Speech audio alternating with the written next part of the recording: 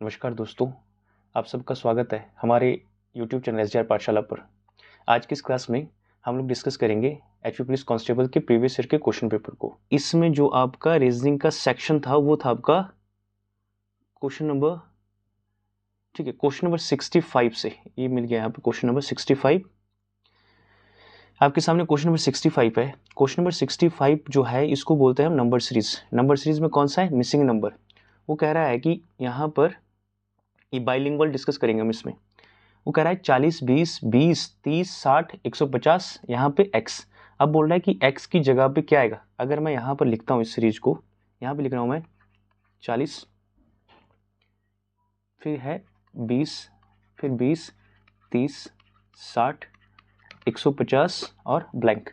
अब यहाँ पर एक पैटर्न होता है नंबर सीरीज का कि अगर पहला नंबर यहाँ पे 40 है, उसके बाद हो रहा है नंबर बिल्कुल हाफ। देखो 40 का आधा हो रहा है 20, तो यहाँ पर पैटर्न होता है मल्टीप्लिकेशन। मल्टीप्लिकेशन किसका?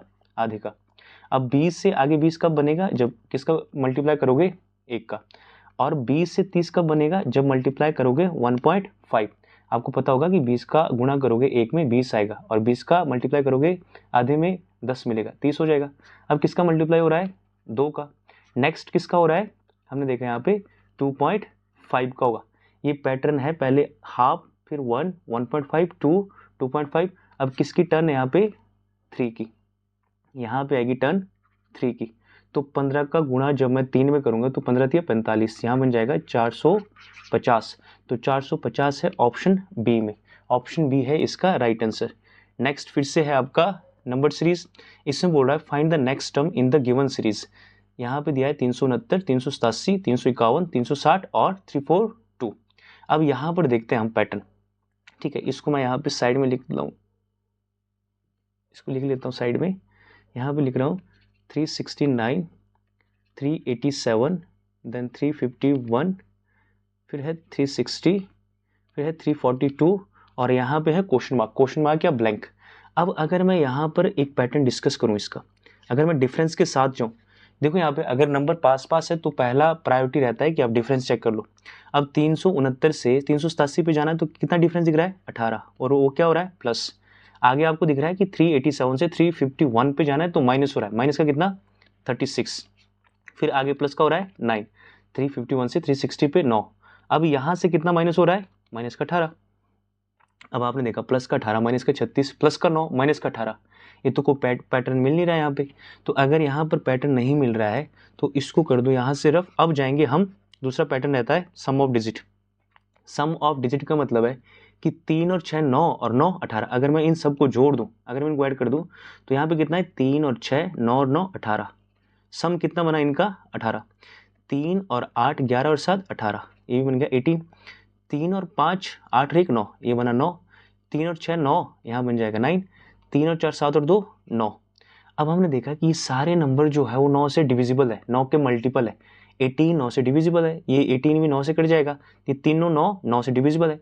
तो अब हमारा ऑप्शन ऐसा रहेगा, यहाँ पर जो भी ऑप्शन आएगा उसका सम ऑफ डिजिट, अंकों का योग 9 से कटना चाहिए। तो अब देखते हैं 3 और 4 7 और 3 10, इसका कितना बन रहा है सम? 10। ये तो गलत हो गया। 3 और 6 9 और 3 12, ये भी गलत हो गया। 3 और 5 8 और 1 9, ये 9 है। 3 और 7 10 और 6 16, तो ये तो गलत हो गया। Option B will be the right answer. हम लिखेंगे 351। यहाँ पर जो लॉजिक है वो है सम ऑफ डिजिट, अंकों का योग। आई होप आपको समझ आया होगा। इसका आंसर आएगा ऑप्शन बी।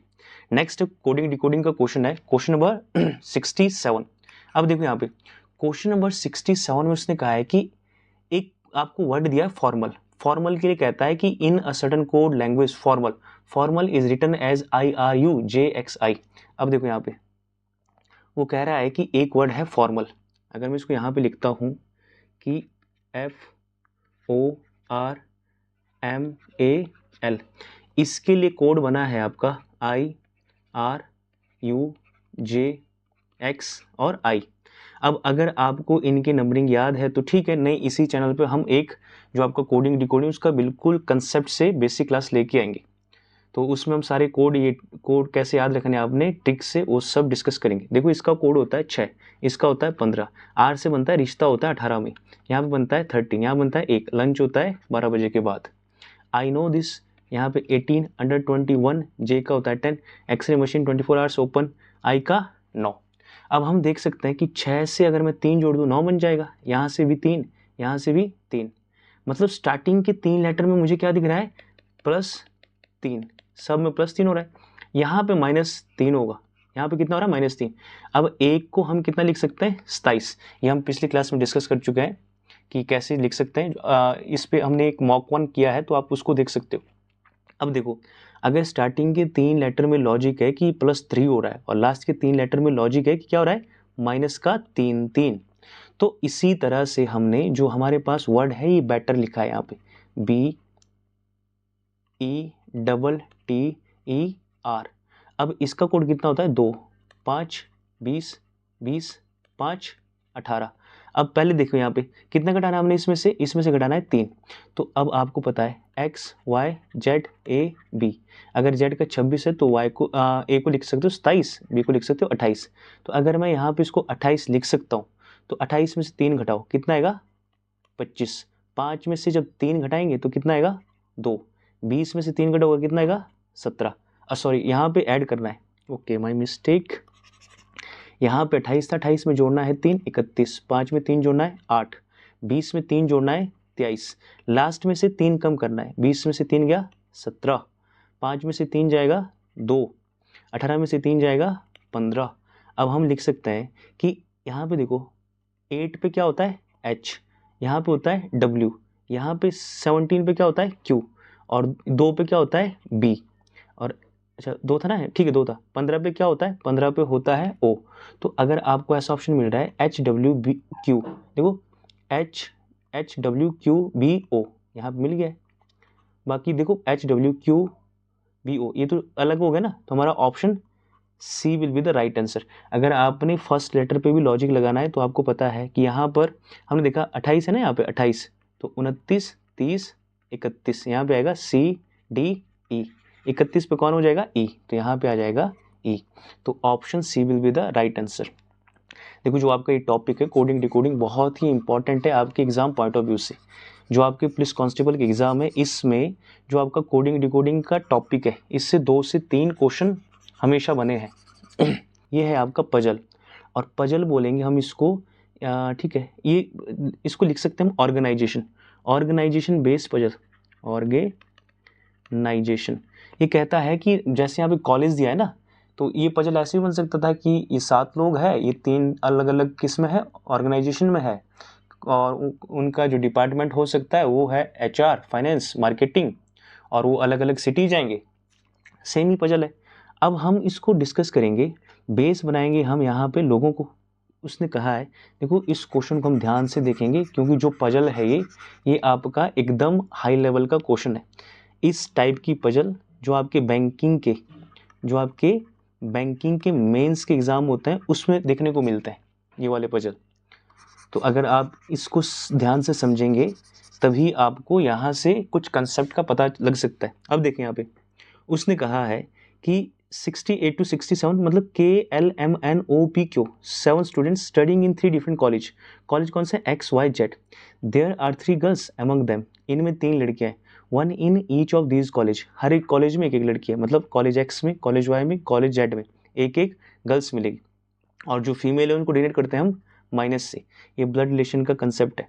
अब वो कह रहा है 2 of them study mechanical engineering, 2 लोग तो इनमें से मैकेनिकल इंजीनियरिंग है, और 2 स्टडी मेडिसिन, और एक एक पढ़ेगा बायोटेक्नोलॉजी, फार्मेसी और इलेक्ट्रिक इंजीनियरिंग। मैं आपको प्रेफर करूंगा कि अगर आप जब आप एग्ज़ाम दे रहे हो, चाहे किसी का जो आपका मीडियम रहेगा, अगर हिंदी है तो अगर पजल को बनाना है आपने तो KLMN, अगर ये आप इंग्लिश में लिख रहे हो तो यहाँ पर कॉलेज XYZ, और इसको रीड करोगे आप इंग्लिश में, वो आपके लिए ज़्यादा बेनिफिशियल रहेगा। तो स्टार्ट करते हैं, यहाँ पे देखते हैं।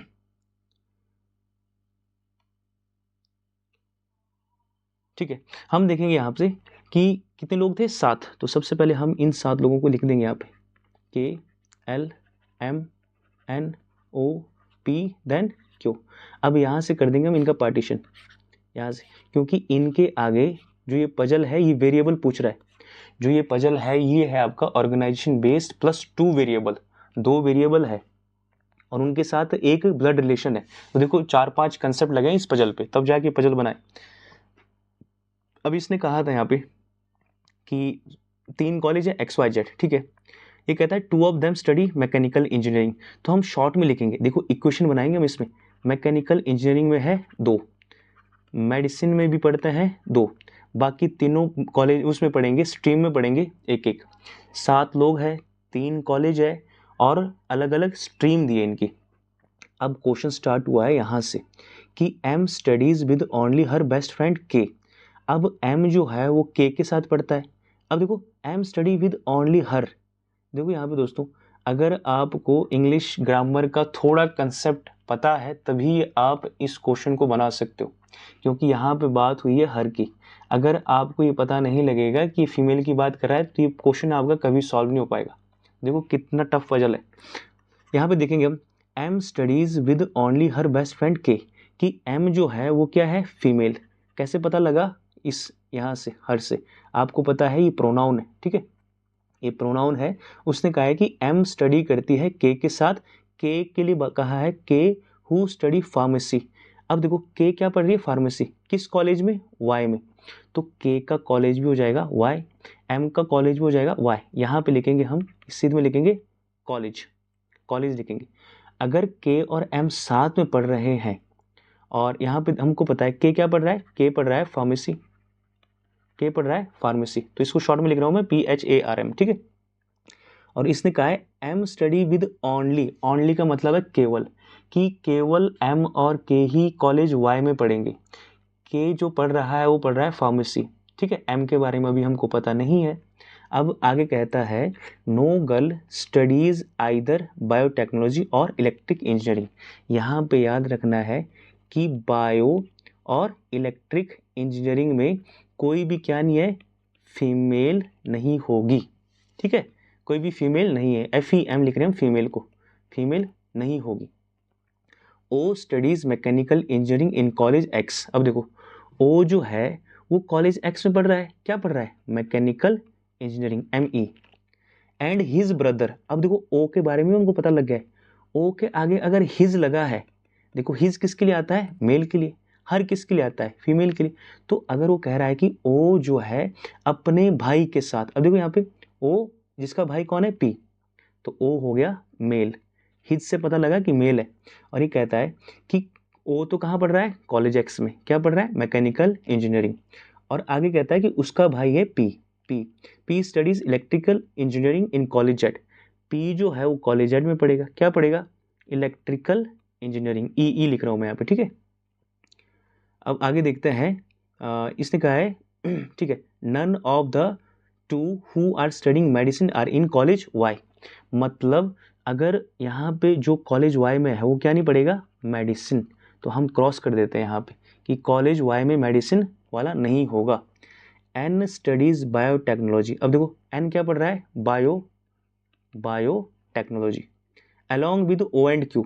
अब देखो M जो है, N जो यहाँ पे N के बारे में कहा है, N जो है किसके साथ पढ़ता है, O और Q के साथ, मतलब NO और Q, ये तीनों एक ही कॉलेज में पढ़ेंगे। अगर मैं कहता हूँ कि N और Q एक साथ पढ़ते हैं कॉलेज में, और जिसमें से हमको पता है कि कॉलेज O, यहाँ पे देखो O कौन से कॉलेज में पढ़ता है, X में, तो यहाँ पे N भी कहाँ पढ़ेगा, X में, और Q भी कहाँ पढ़ेगा, कॉलेज X में। अब हमको पता लग गया कि यहाँ पर कॉलेज X में कितने लोग पढ़ रहे हैं, NO Q, और कॉलेज K और M, हमने देखा M और K में केवल कौन है, Y हो गए। तो अब एक बचा है हमारे पास Z, यहाँ पे हो जाएगा कॉलेज Z, क्योंकि Y तो यहाँ पे हुआ था ना कि ओनली, मतलब कॉलेज Y में केवल और केवल K और M आएंगे, और यहाँ पे N O और Q कहाँ आ गए, कॉलेज X में आ गए। अब बचा है कॉलेज Z, तो यहाँ पे आ जाएगा कॉलेज Z। उसने कहा था यहाँ पे कि जो मेडिसिन है, मेडिसिन यहाँ पे तो नहीं आ रहा है, मेडिसिन यहाँ पे नहीं आ रहा है, और कितने लोग मेडिसिन पढ़ते हैं, 2 लोग। तो हमको पता है कि मेडिसिन यहाँ पे और यहाँ पे डेफिनेट मिलेगा, मेडिसिन यहाँ और यहाँ। और हमने देखा मैकेनिकल इंजीनियरिंग में भी कितने लोग पढ़ रहे हैं, 2, मैकेनिकल ME एक यहाँ आया है, तो यहाँ पे भी कौन बच गया, ME। अगर मेडिसिन यहाँ पर नहीं आ रहा है तो 2, यहाँ पे देखो 2 लोग पढ़ेंगे ना मेडिसिन, तो मेडिसिन के लिए बची है L और Q। और हमने देखा मैकेनिकल इंजीनियरिंग के लिए क्या बचेगा, ये और ये यहाँ पर। अब हम लिख सकते हैं यहाँ पे कि एम यहाँ पे क्या है, एम तो फीमेल है और एक कॉलेज में एक ही फीमेल है, तो ये हो गया मेल। हो सकता है यहाँ पर ब्लड रिलेशन से रिलेटेड भी क्वेश्चन पूछता है। अगर वो ब्लड रिलेशन रिलेटेड क्वेश्चन पूछ रहा है तो इस क्वेश्चन को अटेम्प्ट करने के चांसेस रहेंगे आपके लगभग 5 से 10% बच्चे ही ऐसे क्वेश्चन को बना सकते हैं, क्योंकि फिर बहुत टफ हो जाएगा ये। अब यहाँ पे देखो, जैसे उसने कहा था ना, यहाँ पे ऐसे हो सकता है कि यहाँ पर जो के है उसका जेंडर क्या है, वो प्लस है, एल का जेंडर क्या है, तो एल का जेंडर फिर निकालना पड़ेगा आपको। हमने देखा यहाँ पर क्या हो गया, ओ तो प्लस हो गया। और उसने कहा था यहाँ पे कि नन, यहाँ ठीक है, यहाँ पे कहा है no girl studies either biotechnology और इलेक्ट्रिक इंजीनियरिंग। बायोटेक्नोलॉजी में कोई फीमेल नहीं है, तो बायोटेक्नोलॉजी में अगर कोई फीमेल नहीं है तो ये क्या हो जाएगा, मेल। और इलेक्ट्रिक इंजीनियरिंग में देखो, इलेक्ट्रिक इंजीनियरिंग में क्या नहीं है, कोई फीमेल नहीं है, तो ये भी क्या हो गया, मेल। अब हम बता सकते हैं कि कॉलेज एक्स जो है, यहाँ पर देखो कॉलेज एक्स में 2 लोग पढ़ रहे हैं, एन और ओ, वो तो दोनों मेल है, और एक आपको पता है एक फीमेल चाहिए ही चाहिए एक कॉलेज में, तो ये होगी माइनस। और हमको पता है कॉलेज जेड है यहाँ पे, इसमें एक प्लस है, तो दूसरा कॉलेज जेड में क्या हो जाएगा, माइनस। हो सकता है इस क्वेश्चन पर वो ब्लड रिलेशन से रिलेटेड क्वेश्चन भी पूछ ले।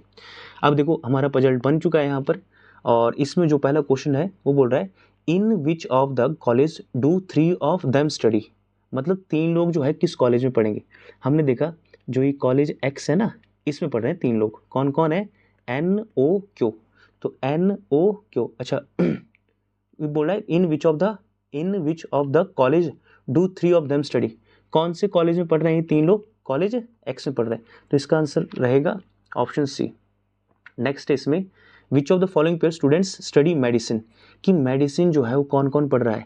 तो हमने देखा मेडिसिन कौन कौन पढ़ता है, जेड पढ़ता है मेडिसिन, और सॉरी जेड नहीं, एल पढ़ रहा है मेडिसिन और क्यू पढ़ रहा है मेडिसिन, तो इसका हो जाएगा एल एंड क्यू, मतलब क्यू और L. Option C will be the right answer.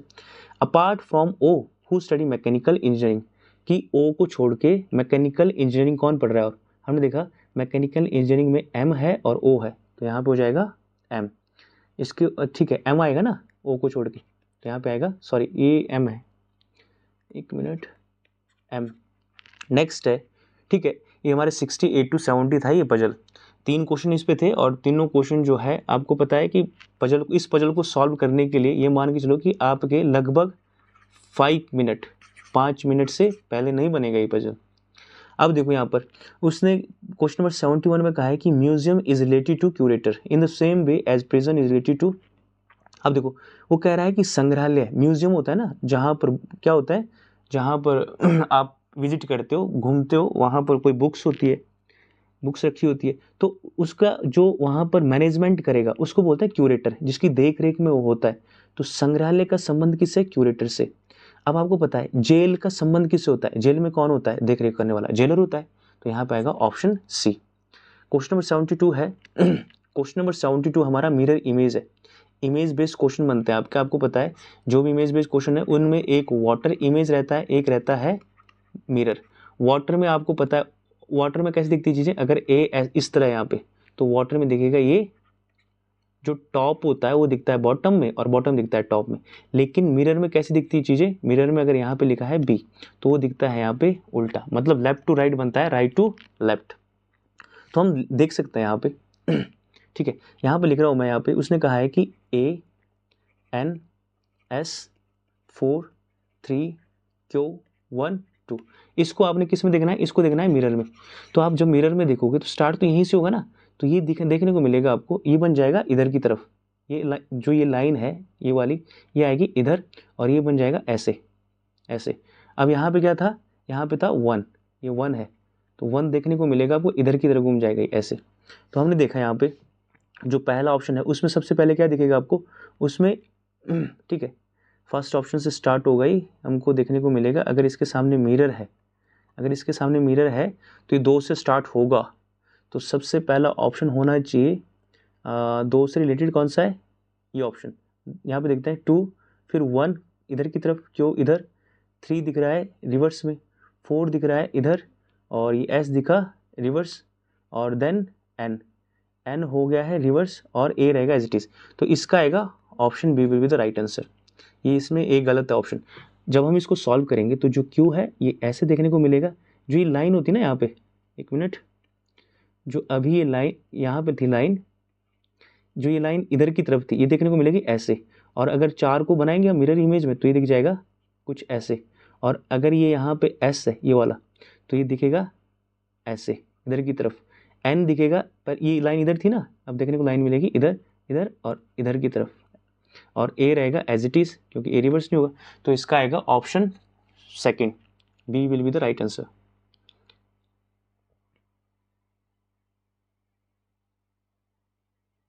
ठीक है, दूसरा ऑप्शन आएगा, उसने कहा है कि कौन सा ऑप्शन जो है क्लोजली रिलेटेड है, तो ये आएगा ऑप्शन बी, ये तो उसने यहाँ पे ऑप्शन दिया। नेक्स्ट हमारा फिर से आ गया है पजल, क्वेश्चन नंबर 73 से 77।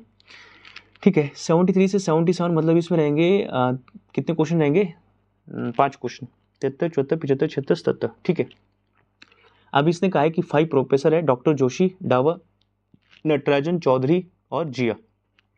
ये क्या करता है, टीच 5 डिफरेंट सब्जेक्ट, अलग अलग सब्जेक्ट पढ़ाता है, और कहाँ कहाँ है, इन 4 यूनिवर्सिटीज़, अलग अलग यूनिवर्सिटी में पढ़ाते हैं, और इनके नाम यूनिवर्सिटी के दिल्ली, गुजरात, बॉम्बे और ओस्मानिया। ओके, देखो जो ये पजल है ये थोड़ा आसान है, जो हम अभी डिस्कस कर चुके हैं उस पजल के कंपैरिजन में ये पजल आसान है, और पिछले पजल पे हमने देखा कि हमने कितने क्वेश्चन बनाए थे, 3, और इस पे बेस्ड है 5 क्वेश्चन। तो जो एग्जामिनर है वो आपके साथ गेम खेलता है। अब देखते हैं यहाँ पे, इसमें हम बेस रखेंगे, एक मिनट यहाँ पे बनाता हूँ मैं इसको, इसमें हम बेस रखेंगे 5 प्रोफेसर है डॉक्टर जोशी, तो यहाँ पे लिख रहा हूँ मैं जोशी, जीएस। देखो सारे नाम अलग अलग है ना, यहाँ पे आप इसको ऐसे भी रिलेट कर सकते हो कि जोशी को जे से, टाइम बचेगा, और फिर डॉक्टर डावर को डी से, ठीक है, और फिर है डॉक्टर नटराजन एन से, फिर है डॉक्टर चौधरी, इसको लिखो सी एच से, फिर है डॉक्टर जिया, इसको लिखो जेड से, और इनका कर दो यहाँ पे पार्टीशन ऐसे, ऐसे कर देंगे हम। ठीक है, अब देखते हैं यहाँ पे उसने कहा है कि इनको अलग अलग सब्जेक्ट, 5 अलग अलग सब्जेक्ट पढ़ाएंगे, कौन सा है, जूलॉजी, फिजिक्स, बॉटनी, जियोलॉजी और हिस्ट्री, अलग अलग यूनिवर्सिटी में है, 4 यूनिवर्सिटी, दिल्ली, गुजरात, बॉम्बे और Osmania. Doctor Chaudhary teaches zoology, Chaudhary यहाँ पे सी एच, क्या पढ़ाता है ये, जूलॉजी, तो यहाँ पे लिखेंगे हम ZOOL, ठीक है, जूल, और कहाँ पढ़ाता है, बॉम्बे यूनिवर्सिटी में, तो इसके आगे लिखेंगे हम बॉम्बे यूनिवर्सिटी। आपने देखना है कि हम इस लाइन में तो लिखेंगे सब्जेक्ट और इधर लिखेंगे इनकी यूनिवर्सिटीज़, इधर लिखेंगे यूनिवर्सिटीज़। अब देखो next, doctor Natarajan is neither in Osmania university nor इन दिल्ली। जो नटराजन है ना तो वो ओस्मानिया यूनिवर्सिटी में है, ना कहाँ है, ना वो दिल्ली यूनिवर्सिटी में, ठीक है, ना वो दिल्ली यूनिवर्सिटी में, क्रॉस कर देंगे हम इधर कि नटराजन इन दोनों यूनिवर्सिटी में नहीं आएगा। And he neither teaches geology, अब देखो जियोलॉजी, वो ना तो पढ़ाएगा जियोलॉजी, ना पढ़ाएगा वो हिस्ट्री। नटराजन के लिए ये बातें दी है कि वो 2 यूनिवर्सिटी में नहीं और ये 2 सब्जेक्ट नहीं पढ़ा सकता। आगे देखते हैं, doctor Zia teaches physics, doctor जिया तो यहाँ पे क्या पढ़ाती है वो, फिजिक्स, तो मैं इसको लिख रहा हूँ PHYS, और कहाँ पढ़ाती है, Delhi university, sorry, doctor Zia teaches physics but neither in Bombay university nor in Osmania, मतलब ये भी कहानी होगी, ना तो बॉम्बे में होगी ना होगी ओस्मानिया यूनिवर्सिटी में। ठीक है, अब हम देख चुके हैं यहाँ पे कि ओस्मानिया में ना तो डॉक्टर जिया आ रही है ना डॉक्टर नटराजन आ रहा है। आगे देखते हैं, doctor Joshi teaches history, Joshi क्या पढ़ा रहा है, जोशी पढ़ाते हैं हिस्ट्री, कौन सी यूनिवर्सिटी में पढ़ा रहे हैं ये, doctor Joshi teaches history in Delhi, तो ये पढ़ाएंगे दिल्ली यूनिवर्सिटी में। 2 professor are from Gujarat university, अब हम देखेंगे कि 2 प्रोफेसर चाहिए गुजरात यूनिवर्सिटी से। अब देखो अगर नटराजन के बारे में ये कहा है कि नटराजन ओस्मानिया में नहीं पढ़ाएगा, जिया भी ओस्मानिया में नहीं पढ़ाएगी, तो ओस्मानिया यूनिवर्सिटी में कौन आ जाएगा, ये डाबर आ जाएगा, तो यहाँ पे आ गया ओस्मानिया यूनिवर्सिटी। ठीक है, ओस्मानिया। अब हमको पता है कि यहाँ पर बॉम्बे यूनिवर्सिटी में कौन नहीं पढ़ा सकती, डॉक्टर जिया, कहाँ नहीं पढ़ा सकती है, ये बॉम्बे यूनिवर्सिटी में नहीं पढ़ा सकती। ठीक है, तो बॉम्बे यहाँ पे रफ कर दिया। डॉक्टर नटराजन कहाँ नहीं पढ़ा सकता, दिल्ली और ओस्मानिया में, दिल्ली और ओस्मानिया आ चुका है, और 2 लोग कहाँ से आते हैं, गुजरात से, कहा है ना गुजरात यूनिवर्सिटी से 2 है, तो यहाँ पे बच गए गुजरात, यहाँ पे आ गया गुजरात, यूनिवर्सिटी तो सारी आ गई है। अब यहाँ पर देखो सब्जेक्ट के नाम बचे हैं, कौन से बचे, हमको पता है जो यहाँ पे नटराजन है, नटराजन क्या नहीं पढ़ा सकता, जियोलॉजी, देखो हिस्ट्री तो आ चुका है, अगर नटराजन जियोलॉजी नहीं पढ़ा सकता तो जियोलॉजी कौन पढ़ाएगा, जियोलॉजी पढ़ाएगा डाबर, और यहाँ पर एक सब्जेक्ट बच जाएगा, कौन सा बचा है, बॉटनी, तो यहाँ पे नटराजन है वो पढ़ाएंगे बॉटनी, तो ये हो गया हमारा पजल डन। जोशी पढ़ाते हैं हिस्ट्री दिल्ली से, डाबर पढ़ाते हैं जियोलॉजी ओस्मानिया से, नटराजन पढ़ाएंगे बॉटनी गुजरात से, और यहाँ पे सीएच से क्या था, चौधरी पढ़ाएंगे जियोलॉजी बॉम्बे से, और जिया पढ़ाएंगे फिजिक्स गुजरात से। तो हमारी जो पजल थी, पजल बन चुकी है, और इसी पे ही 5 नंबर। अब देखो यहाँ पे हु टीचेस जियोलॉजी, जियोलॉजी कौन पढ़ाएंगे, हमको पता है जियोलॉजी कौन पढ़ा रहा है, चौधरी। सॉरी जियोलॉजी पूछा है, जियोलॉजी ये पढ़ाएंगे डॉक्टर डाबर, जियोलॉजी पढ़ाएंगे डॉक्टर डाबर। तो इसके बेस पे आप इन क्वेश्चन को बना सकते हो। जैसे उसने कहा है doctor Zia is from which university, doctor Zia कौन सी यूनिवर्सिटी से है, डॉक्टर जिया है गुजरात यूनिवर्सिटी से, तो इसका आंसर आएगा गुजरात। हु टीचेस बॉटनी, देखो यहाँ पे देख सकते हो बॉटनी कौन पढ़ा रहा है, नटराजन, तो इसका आंसर आएगा doctor Natarajan. Who teaches botany, botany पढ़ाएगा, एक गलत हो गया यहाँ पे, बॉटनी पढ़ाता है डॉक्टर नटराजन, यही है ना बॉटनी, बॉटनी पढ़ाएंगे डॉक्टर नटराजन, ठीक है। और नेक्स्ट है ओस्मानिया, देखो who is from Osmania university, Osmania university से कौन है, आप देख सकते हो यहाँ पे डावर जो जियोलॉजी पढ़ाते हैं, तो doctor Dawar is from Osmania university, ये आएंगे डॉक्टर डावर। इसका आंसर तो सही है। Which of the following combination is correct, ये बोल रहा है करेक्ट कौन इनमें से, तो आप इसको देख सकते हो। क्वेश्चन नंबर 77 को जो आपका पजल बना है उसके बेस पे देख सकते हो। अब हम डिस्कस करेंगे इसमें क्वेश्चन नंबर 78, ठीक है, लास्ट 3 क्वेश्चन है। 78 फिर से बेस्ड है आपका कोडिंग डिकोडिंग पे। इस पे कहा है उसने कि एक वर्ड है आपके पास मिस्टिफाई, हम लिखेंगे MYSTI, देखो TIFY, मिस्टिफाई जो है उसका कोड बना है, उसका कोड बना है NZTUJ, अच्छा एक मिनट, इसके नीचे लिखना पड़ेगा इसको एज इट इज़, ठीक है, इसको साफ लिख लेता हूँ, यहाँ पे लिखूँगा मैं MYSTIFY, मिस्टिफाई का कोड है NZTUJG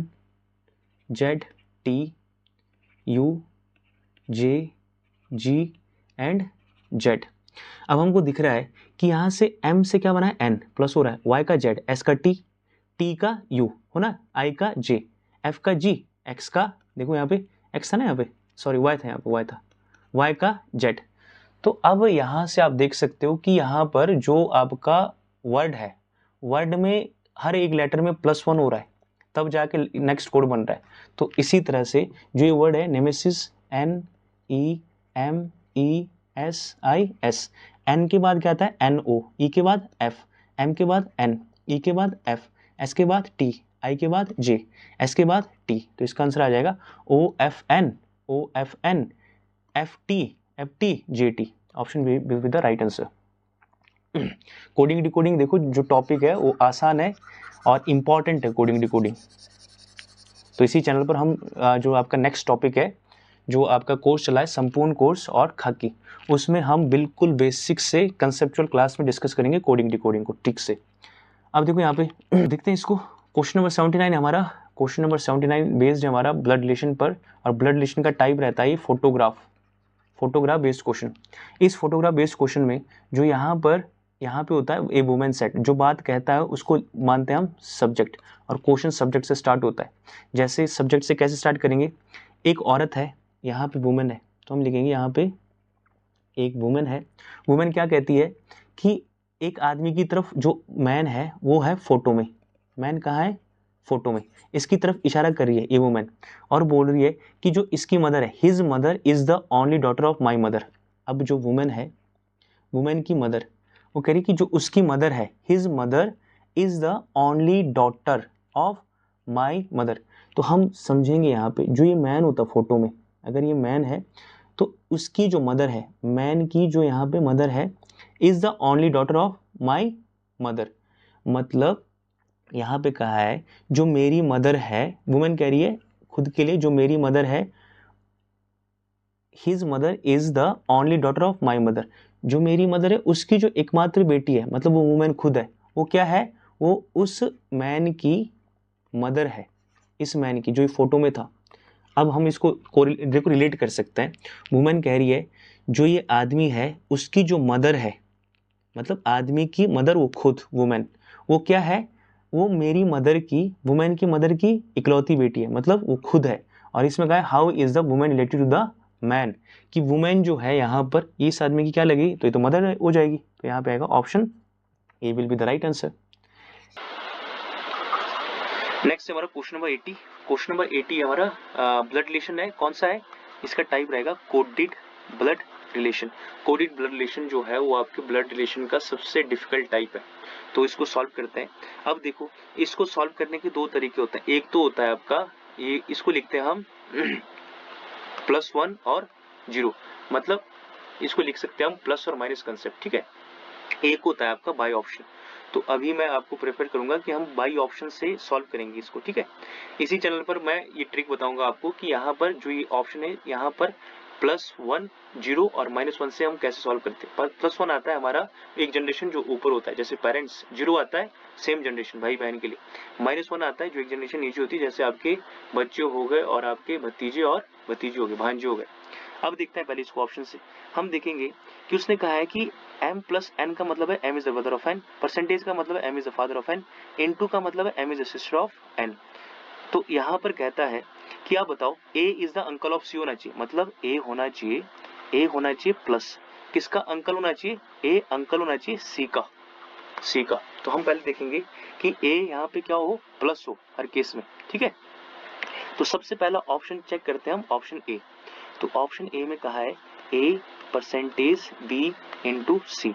जब हम इसको सॉल्व करेंगे, परसेंटेज का मतलब क्या होता है, फादर, तो मैं लिख सकता हूँ पहले दो एलिमेंट को सॉल्व करना है, a और b को, तो a is the father of b, और आगे क्या है इंटू, तो इंटू का मतलब क्या होता है सिस्टर, तो ये बन जाएगा b is the sister of c, b is the sister of c।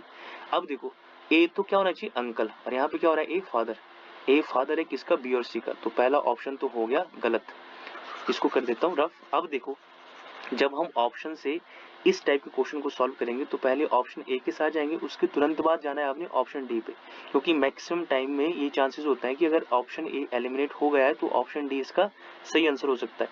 तो ऑप्शन डी को लिख सकते हैं हम a प्लस एफ, फिर है परसेंटेज, फिर है g इंटू सी।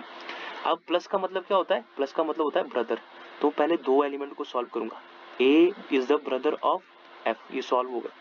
अब f परसेंटेज g, परसेंटेज का मतलब क्या है फादर, तो f क्या हो जाएगा, f is the father of g, फिर क्या है g इंटू सी, तो इंटू सी का मतलब क्या है, देखो यहाँ पे इंटू सी का मतलब हो जाएगा सिस्टर, तो g हो जाएगी c की सिस्टर। और यहाँ पे आपको साफ दिख रहा है कि जो a है वो अंकल है किसका, g और c का, क्यों, क्योंकि f के बच्चे हैं g और c, और f का भाई कौन है, a, तो जो आपके पिता है उनके भाई को क्या बोलते हो आप, अंकल बोलते हो, ताऊजी बोल सकते हो, चाचा बोल सकते हो, तो यहाँ पे हो गया कि ए इज अंकल ऑफ सी, कहाँ से पता चला, ऑप्शन डी से। और जो ये कंसेप्ट है आपका +1 -1 वाला और 0 वाला, ये हम इसी चैनल पर जब जो आपके ब्लड रिलेशन के हाई लेवल के क्वेश्चन है उन पे वीडियो लेके आएंगे, तो उसमें आपको समझा देंगे। आई होप आपको आज के वीडियो पसंद आया होगा। हमने जो आपके 16 क्वेश्चन है प्रीवियस ईयर के, जो जुलाई का 2022 में आपका एग्जाम रहा है, उन सभी क्वेश्चन को बिल्कुल बेसिक एक्सप्लेनेशन के साथ सॉल्व किया। तो अगर आप ऐसी और वीडियो चाहते हो तो इस वीडियो को लाइक करें, शेयर करें और हमारे चैनल को सब्सक्राइब करें। मिलते हैं नेक्स्ट वीडियो में, तब तक के लिए जय हिंद, जय भारत।